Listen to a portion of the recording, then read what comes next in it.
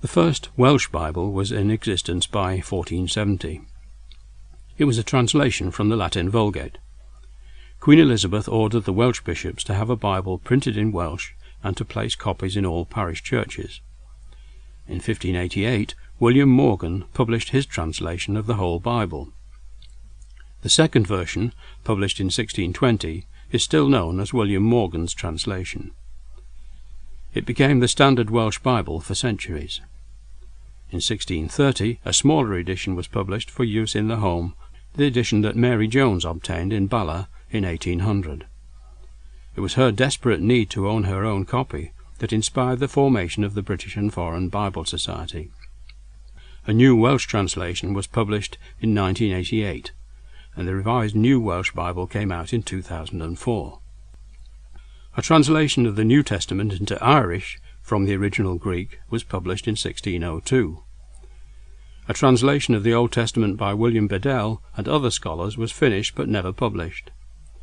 Narcissus Marsh and others revised it, and about 500 copies were printed in 1686. In 1690, 3,000 copies of the complete Irish Bible were printed for the Scottish Highlanders. It was printed in Roman script because they weren't familiar with the Irish characters. For a long time the clergy in the Gaelic-speaking parts of Scotland used this Bible. However, differences in dialect meant it wasn't ideal.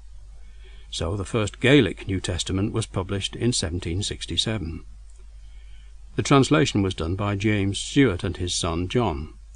John Stewart was also the main translator of the Gaelic Old Testament, which was published in part between 1783 and 1801.